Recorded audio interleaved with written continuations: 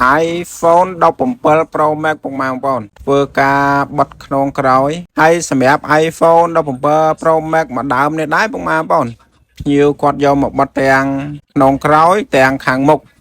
ហើយសម្រាប់ពុកម៉ែបងប្អូនដែលមានតម្រូវការបិទខ្នងក្រោយគឺពុកម៉ែបងប្អូនអាចទំនាក់ទំនងតាមរយៈ Telegram ដែលមាននៅក្នុងវីដេអូនោះម៉ែបងប្អូនអាចទំនាក់ទំនងសាកសួរព័ត៌មានបានពុកម៉ែបងប្អូនហើយសម្រាប់17 Pro Max មួយគ្រឿងនេះដែរគឺគាត់ធ្វើការបិទខ្នងក្រោយនិងបិទ screen ខាងមុខ screen private ពុកម៉ែបងប្អូន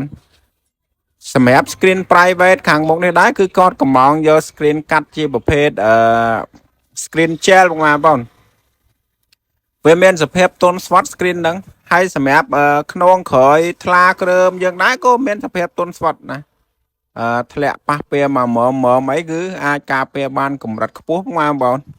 ហើយសម្រាប់ពុកម៉ែបងប្អូនដែលមាន model ផ្សេងដែលពុកម៉ែបងប្អូនត្រូវការបិទសម្រាប់ model ផ្សេងគឺយើងអាចកាត់បិទបានគ្រប់ model ពុកម៉ែបងប្អូន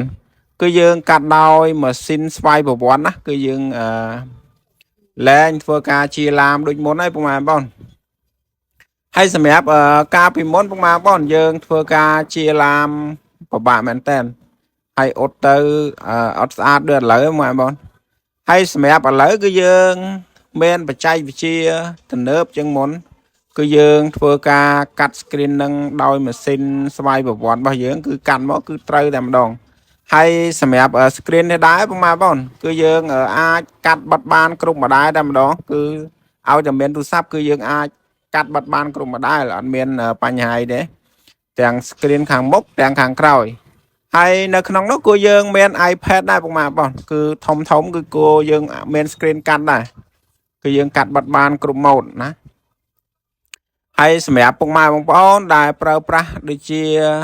លាលកាដូចជា smart watch ពុកម៉ែបងប្អូន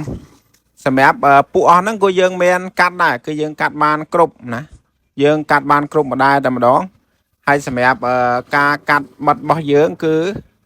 ល្អពុកម៉ែបងប្អូនណាគឺយើងបិទកន្លងមកឃើញថាល្អ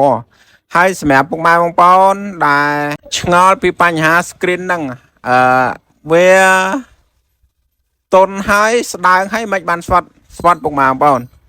គឺសម្រាប់ screen ពួកនេះគឺស្វាត់យកតែមែនតើវាស្ដើងតុនមែនក៏ប៉ុន្តែវាស្វាត់ហើយបើសិនជាមានបញ្ហាឧទាហរណ៍ថាធ្លាក់អីត្រូវបន្តិចបន្តួចអីល្មមគឺវាទុកចោលពី3ថ្ងៃទៅវាអាចមកដូចសភាពដើមអញ្ចឹងពុកម៉ែបង screen ហ្នឹងគឺលក្ខណៈពិសេសវាច្រើនពុកម៉ែបងហើយវាធ្វើឲ្យទូរស័ព្ទយើងស្ដើងពេលយើងអត់ដល់ពុកម៉ែបង